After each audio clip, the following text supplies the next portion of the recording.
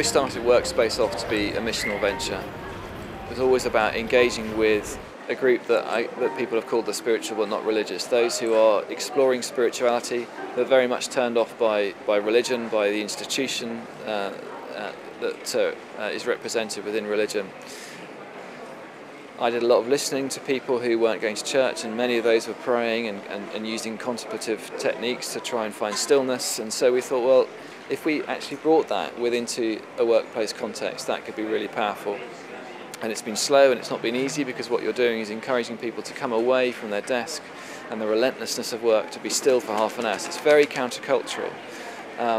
But what we're finding is it is common ground. It can be common ground for both Christians and non-Christians, and therefore you're bringing Christians and non-Christians into a place where they're building relationship with one another, they're building community with one another. The gospel, in a sense, is being shared as the Bible is read, conversations are being had, and Christians within workplaces are meeting with non-Christians that they didn't know before. Come to seek some stillness, all the things you've had to think about, and then just listen to the sound of your own breathing.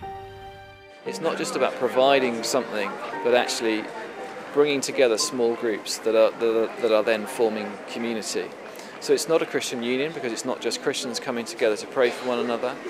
It requires a certain degree of sacrifice, I think, particularly on behalf of those who are Christians, because for many of us, perhaps contemplative prayer is something that we are rediscovering as church, something therefore that many Christians aren't used to, but are exploring and seeing the life that there is within that. But therefore they're having to do something that's not in their comfort zone in order to build relationship with people outside of church. Once community has formed, we can then encourage people to take a little step further and come away on something like a retreat. We don't call it a retreat, that's a bit of a churchy word to use, so we just call it Workspace Plus. We hire a retreat centre and encourage people to come away for a bit longer. Workspace sessions will be part of that time. But because they know people, because they've built a relationship with people, they feel comfortable that they can come away and do that. It builds community further. It gives another opportunity to participate in discussing matters of faith and Christian spirituality within the workplace. It's a step further. I'm very clear that it's possible that workplaces will become the locus for church for many people. For many people, Sunday is not a time where they can go to church, and besides which the idea of going to church is an alien thing. I see no reason why a small group meeting to explore the Gospels, to explore what it means to follow Jesus, to make connections between the Gospel and their working life and the rest of life, cannot be church.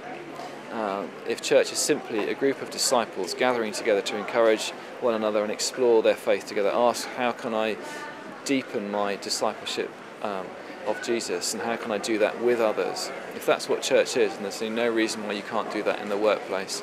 And we're beginning to see that could be possible, and that there are people who are making relationships through Workspace, starting to ask questions about the gospel. It seems a perfectly sensible next step to say to them, well, let's do that in the workplace, rather than saying, well, go and find your local church.